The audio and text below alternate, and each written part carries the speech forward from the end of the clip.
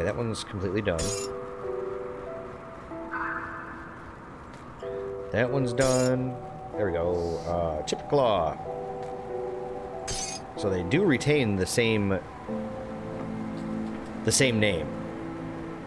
So the component is called Battered Shell, and you actually complete have three of them to complete it. It'll still be called Battered Shell. All right. Anyways. I'll keep an eye on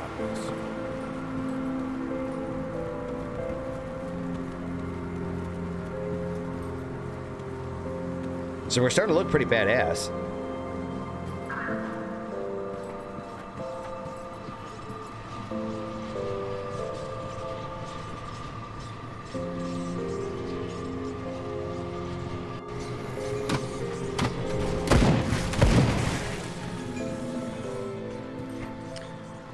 So we got a little bit of backtracking that I really want to do here.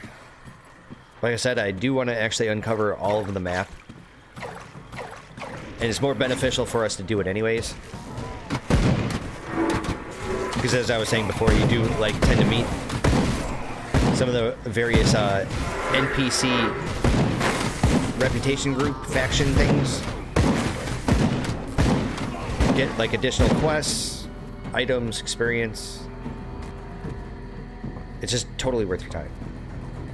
I know for some people out there that just really want to like come up with like the min-max builds and, you know, get through the content as fast as they humanly possibly can. Yeah, this is definitely not one of those campaigns, by the way. Might want to look elsewhere. This is like the total, like completely total exhaustive. And I know this is going to sound incredibly arrogant, but I try to approach my campaigns in a lot of my games as if like it was being archived. Like as in, like, you know, my footage of the game is going to be, you know, actually something that's going to preserve it to some extent. So who knows? I don't know what YouTube is going to look like, say, 20 years from now. Whether or not YouTube is still going to be around, or whether or not like the content that's on YouTube is still going to be around.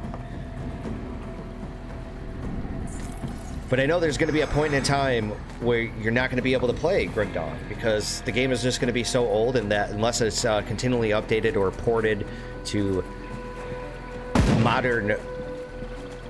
Wait, what is this? I keep seeing something. Human... Oh, there we are. It's on the other side of the house. So I'm going to assume that like this game is going to get stop getting updated and preserved, and, you know, for whatever is the contemporaneous operating system for that given point in time in the future, right?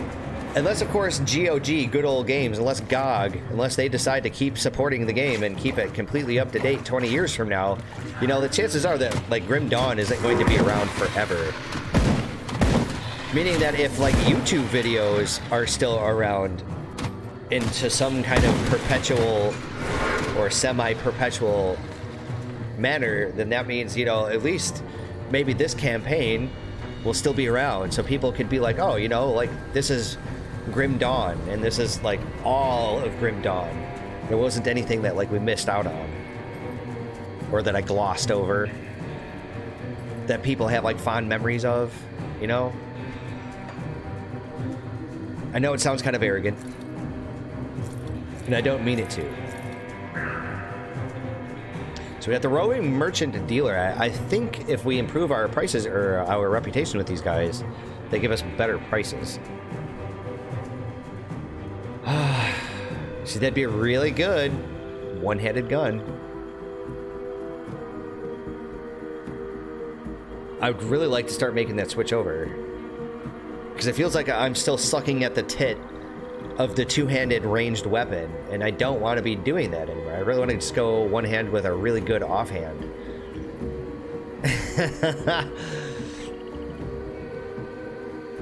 That's a lot of money. It needs 14,500 bits. Yeah. I'm sorry, I just can't do it. I can't afford it. We will buy the scrap, though. So we got the Roving Clans quest here. These guys... So I'm not really entirely sure like how procedurally generated Grim Dawn really is. I know that there's aspects of it, especially like the item system, but like the maps themselves, I don't know how similar they are, if there's like different map seeds or something else, or what, or if they're always the same. But it seems like these guys are always in a portion of the map, like where I'm at right now, which is going to be right around the White Mire portion of the campaign of the map. Because if I'm not mistaken, the other test plays that I've done was basically that these guys were in a whole different portion of the map. They weren't in their own little peninsula over here. So I think the map does actually change. Anyways, these guys always appear though. My path is long, and I've seen much in this world. What wisdom do you seek, traveler? I'm not sure exactly. What do you have to tell? The first traveler was Rowan, a king of old Arkovia, the city which once ruled over these lands and many others. It is said that Rowan met an old man on the road while returning from a battle. The old man spoke of many strange things and revealed that he was a god who had wandered every path in this world since the dawn of time. He warned Rowan that a great doom would befall Arkovia because of his people's obsession with title and ownership. When Rowan returned, he renounced his throne and lands and took to the road, keeping only what he could carry. Many joined him, and they were called the Rowari, and eventually became modern-day rovers. Most of the Arkovians ridiculed Rowan, including his family, who thought of him mad, but in the end, the old man's prophecy came true. Arkovia fell to ruin, its lands cursed to this day. An interesting tale. What else can you tell me, old man? Since the breaking of the Grim Dawn, many new terrors have entered our world, and old ones have proliferated without the watchful eye of the Empire's hunters keeping them in check. Still, though, the most treacherous creatures you will encounter on the road are humans. You cannot easily tell friend from foe when dealing with other humans, and we are a most cunning creature. Beware the criminal gangs and crazed loners out there on the roads, often posing as desperate souls looking for help. An interesting tale. What else can you tell me, old man? Do you want to continue to do this until he goes gray?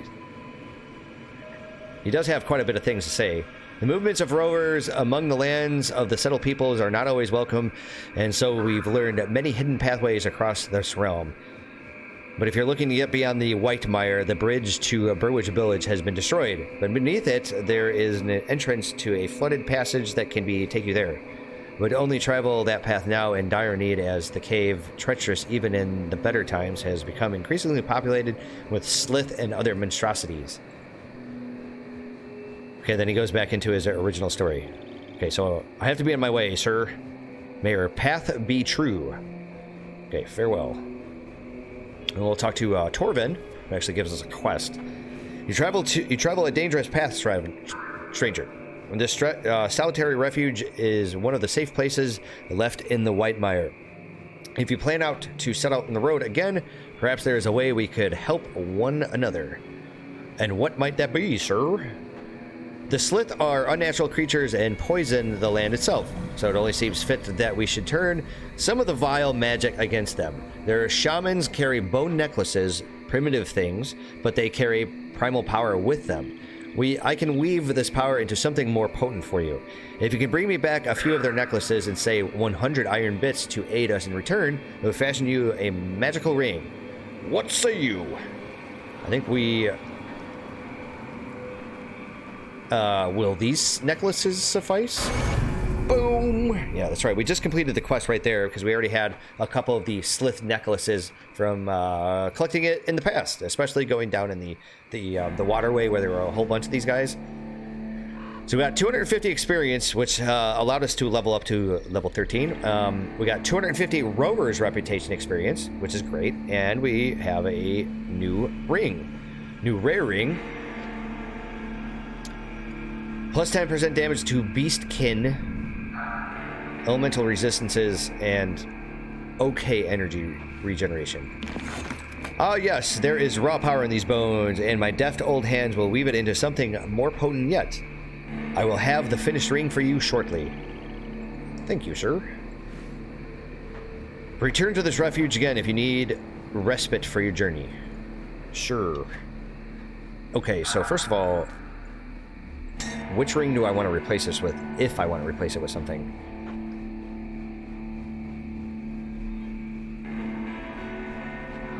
So the damage to beastkin, I'm not entirely certain what actually constitutes as beast. There are like the beastie looking things with like, I know I've seen a couple, but there's been mainly like zombies and bugs and shite. Probably the Copper Band of the Fox. I mean, if I was gonna do it, I'm just not entirely convinced that that's really worth my time. Because the 10% damage to beastkin is really situational. I mean, it's only really works. You're only getting the benefit if you're fighting beastkin. It does nothing for you if you're fighting a different monster type. So that's why it's absolutely... Wait, why am I fighting? Oh man, I can't actually do this. I don't have my weapon. Oh wait, maybe I can. I need what? I need cunning. There we go. Okay, so now we actually have the points to it. I was like, why in the hell am I like shadow boxing? I'm just like punching at nothing for no reason. Okay, so this will be one of the quests that we're gonna need, I think. So this is another one of those times, man. My shotgun shots are getting, are pretty much blocked by like this debris, but I'm getting like no notification.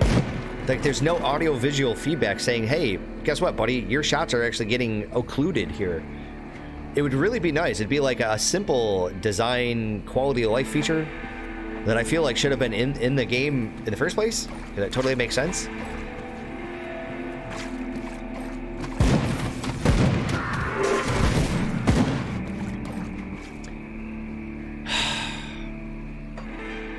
We already unlocked the waypoint up there. Okay, I guess we'll go into the place and do the thing.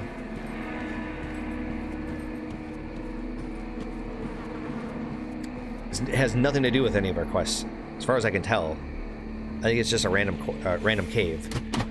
But it's not a secret cave, because it actually gave us the icon on our map. Oh, snap. Oh man, there's a lot of these guys. Oh my god, oh my god, oh my god. Don't get trapped. Alright, so I need to... You know what I need to do? Oh shit. No! Get in there! Oh. That's a nightmare. That's how you die, by the way.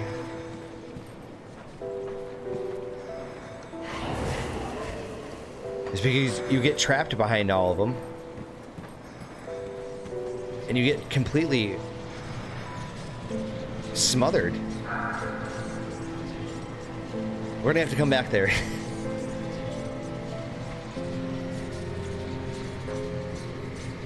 Okay, so what we want to do is we're gonna come back down this way, I think. And get some of this map actually mapped out.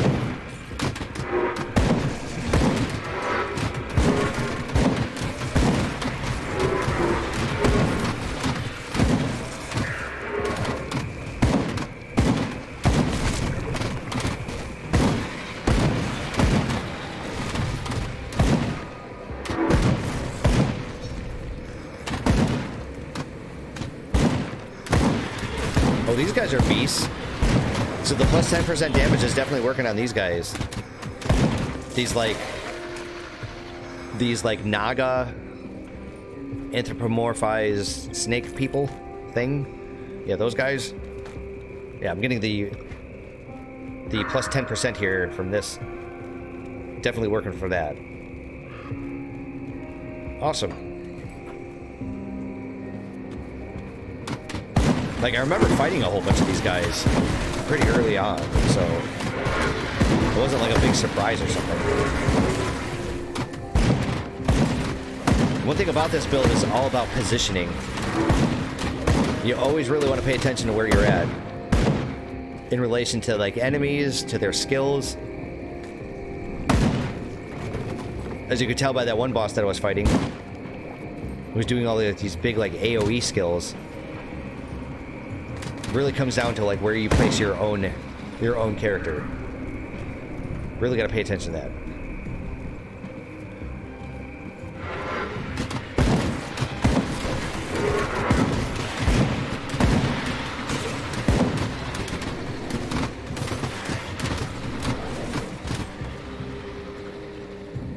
So what I don't understand is Curse of Frailty seems to have a cooldown, but not like in the traditional sense. It doesn't actually have a timed cooldown. It just seems like it has an animation cooldown. Because without an actual like timed cooldown, you could theoretically just keep pressing the button and it would cast it every single time you press the button, right? But it doesn't. There's like a little bit of a delay. I've noticed that before. I got thinking, I was like, this skill has a cooldown, but it doesn't. Crazy.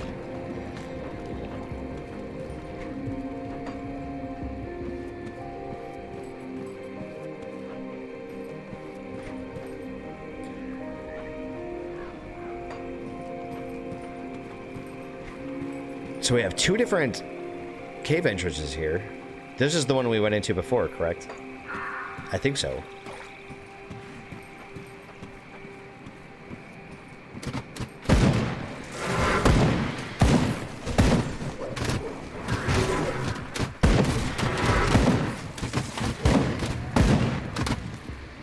Come on, my warriors, protect your daddy.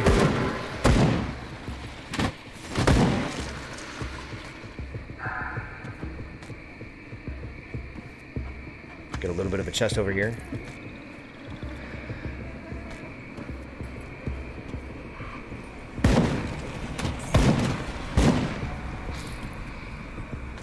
Not really much of interest over here. We will check out the cave entrance again in just a moment. Really, I just want to get this portion of the map kind of cleaned up. Yeah, this whole like area over here. As a matter of fact, let me rotate the camera a little bit. Oh, there we go. Much better.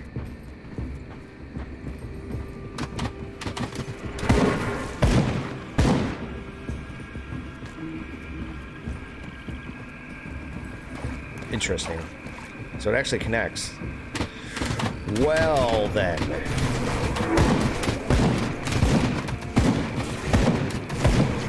Oh, you know, I did actually gain another level, by the way.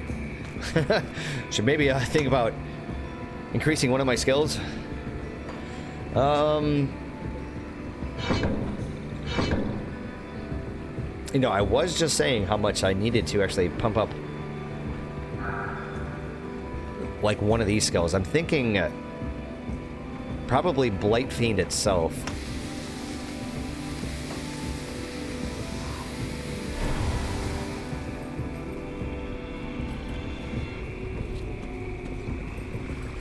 There we go. I knew that there was like this little tiny island over here and it was bothering the living shit out of me. I was like, no way, there's gotta be like a secret entrance to it or something. Nope. Just a little snaky piece of land there that connected everything. Just fine. Wow. This game definitely does tend to shower you with gear. I don't know how I feel about that, honestly. Because I come from that old school Diablo generation where you really had to maximize things and really had to think about your build. And yes, you could get lucky out there, don't get me wrong, but by and large, it wasn't like the game just showered you in just fucking items constantly. So this has better armor. But my other thing has all of these like flat increases to all three attributes. And if I did that, I think I wouldn't be able to use my gun anymore, correct? Oh, I can. Oh, okay.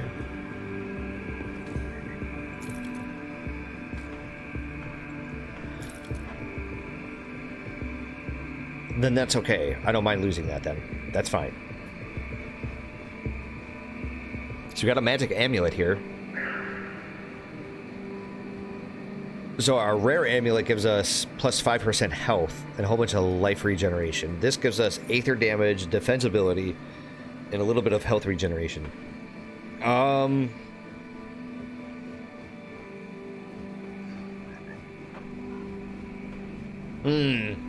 think I'm gonna go with the rare option for the moment. Yes. Thank you. Okay. So it's basically an island with a treasure box. Whatever, it's fine.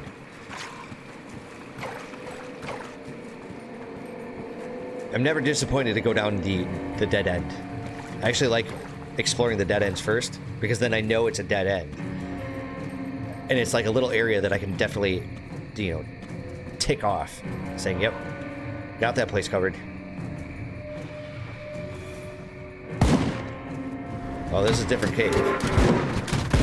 Maybe.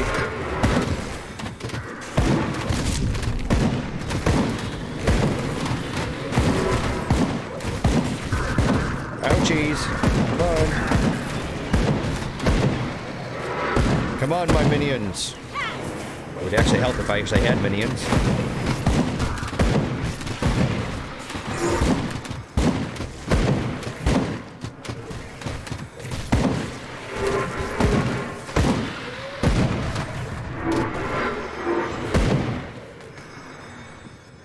Kind of intense. I don't think this was the same cave that we originally entered, but then again, no, it wouldn't have been, because then our it would show us the town portal that I made. That's right.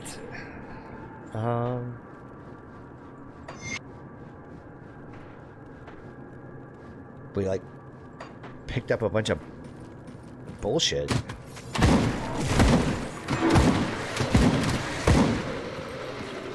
Oh, it is. This is totally the place that we were in. Oh, awesome. Okay. So that's one thing, one of my complaints. Here we go. Here's another thing. Like, here's my personal rift. This is my personal town portal. So why does it not show up on either my mini-map or the map or anywhere? Like, that seems like a vital thing that should be displayed up here.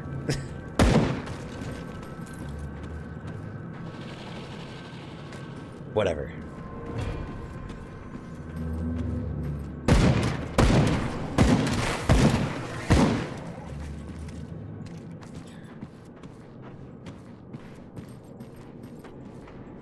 I don't remember if there's actually a devotion shrine here or not. I guess we'll find that out fairly soon here. Oh, hey there.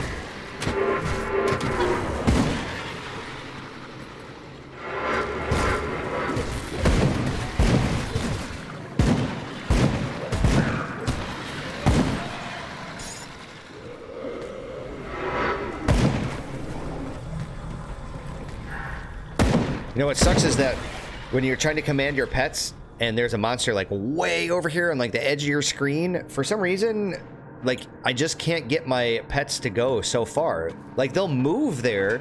Like for instance, I move them. I'm doing the whole like command the pet thing, right? And as long as it's a legal move, they'll move there. But if you target a monster up here, they won't go to it.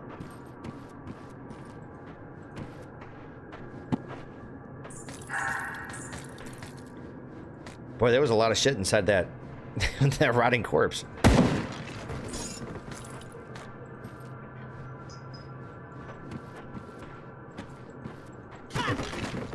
Yes, my kitties are starting to get a little angry, a little anxious that I'm not feeding them. No, I can't do it. Oh, I just need to find a better caster helmet, or at least find a better helmet that has the bonuses to pets. See, but then again, we are playing a hardcore character.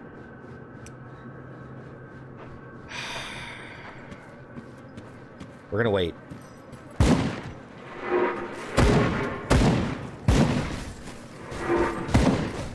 You know what I kind of actually really wish? there was for this build, to be very honest, is when I cast my curse of frailty.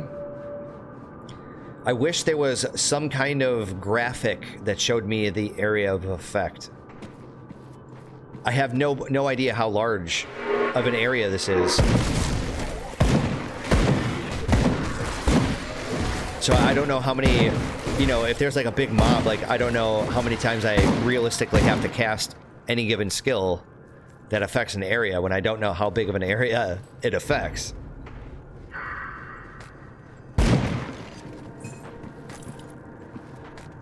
Like, come on, you guys. You guys took a lot of inspiration from the Diablo series, and I mean the original Diablo, right? And then you guys came out with Titan Quest after Diablo 2. Okay, so you obviously guys took some inspiration.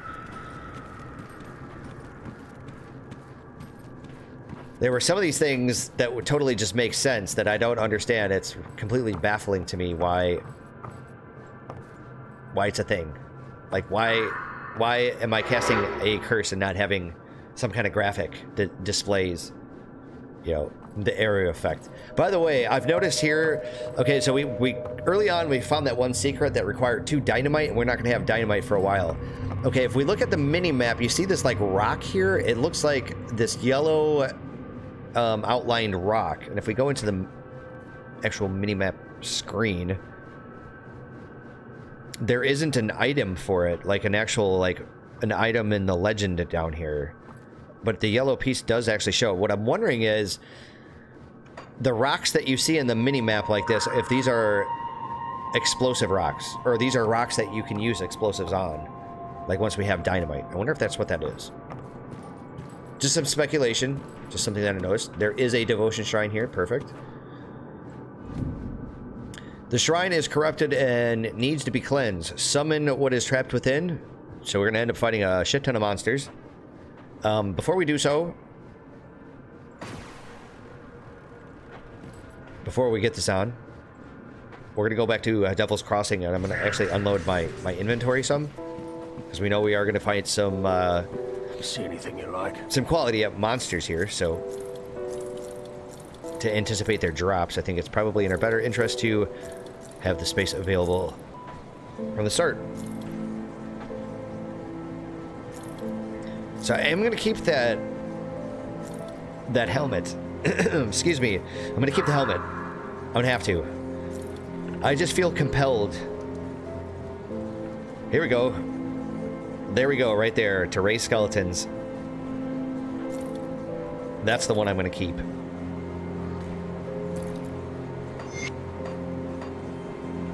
Iron well spent. That's fine. All I wanted to do was come to town real quick to sell some stuff. That's it. I wasn't going to go, like, you know, dick around with my stash and all the rest of that. Okay, so let's clean out this guy. Let's get the hell back, of course.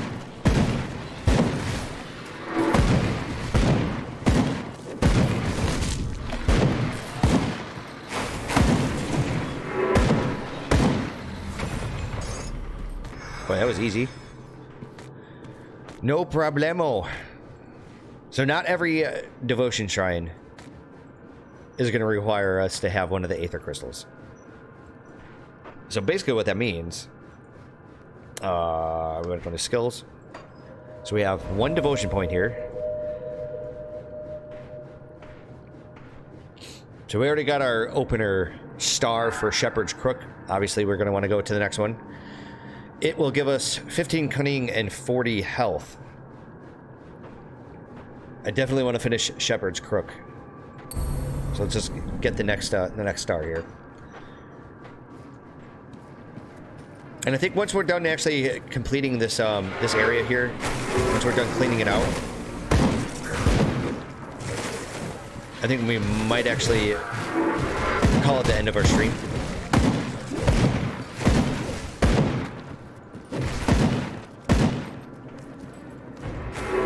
And then we'll have to probably pick up our campaign again sometime pretty soon here, because I've been really in the mood to play Grim Dawn. And this is like the type of thing that I could completely get into and like stream for, you know, 8 hours straight.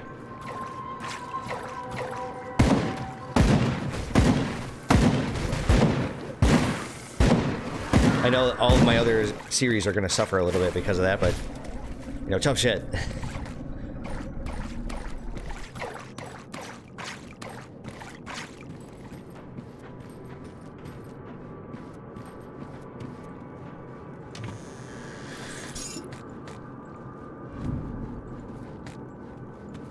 Okay, there is an untouched meal up here. I know, I was sitting there eye spying it from the minimap. As you were probably as well. Lots of chilled steel. Fine, I guess I'll grab it. Let's combine everything.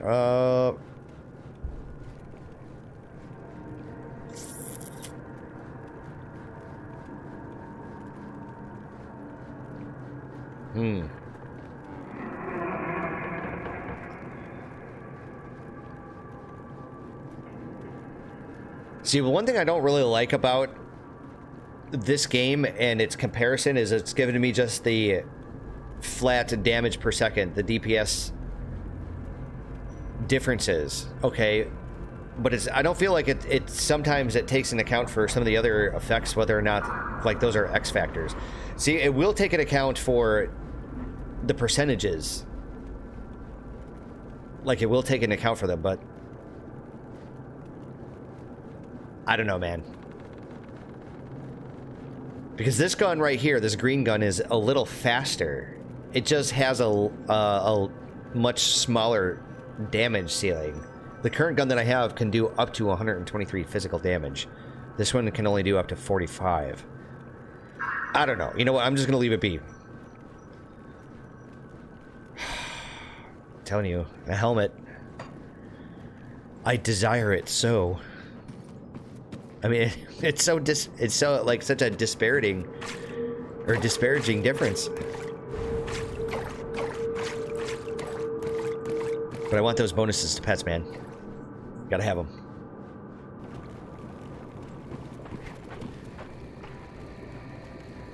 Okay, so they were actually at the same cave, just different entrances. We're gonna come over here. Got a journeyman's pack. Okay. Just do a little bit of fog busting, and I think we pretty much have completed all of the rest of this stuff. And it pretty much just comes down to this final portion here, right? The Foggy Bank Rift. Okay. And that's a pretty good place to leave it off, because it just has this one little tiny road here that acts as kind of a bottleneck. So we're going to cut it off here. We're going to go back to town.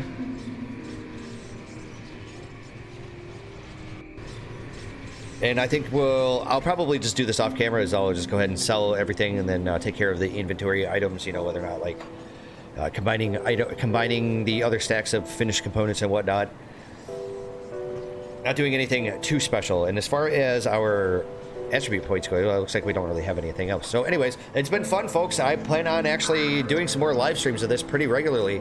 And if YouTube stops being utter shite and I can actually get a fucking full, complete live stream in like we did today, I will completely go back to streaming some Guild Wars, because I would really love to do that. I've been really wanting to play it. I was thinking about actually just doing a regular non-live stream episode for it, since our last live stream of it like totally got scrapped at the 50-some minute mark. Let's just keep our fingers crossed here, because that's what I'm really hoping for. It really just deflates the hell out of me. It disenchants me at the entire process, because I can't live stream. There's nothing I can do about it because it's on YouTube. And I'm getting to that point now where I feel like I'm being like forced into Twitch, and I really don't want to go to Twitch, even though everybody's in Twitch. Anyways, enough psychobabble. I will see you guys in the next stream. Tomorrow is Thursday the 4th, right? Yes, affirmative. I think tomorrow I may live stream. I'm definitely going to live stream on Friday. Yes. How about Friday? We'll plan for Friday. I think tomorrow I have some other plans that I really want to take care of. So Friday, October 5th, at say like maybe 1 p.m. Eastern time. It'll be 1300. 1 p.m. Eastern time on Friday. We're going to start to live stream some more of this campaign. And I think what I'll do is I'll live stream maybe a couple hours of this game, and then we'll do a live stream of Guild Wars Eye of the North. I think that would be really good. But we're also going to have to play it by ear, because if YouTube ain't having it, we can't do it. And that's just the way the nature of this beast goes. So I'll see you guys in 2 days when we continue on with our campaign here. It's been fun. Take care and have a good one.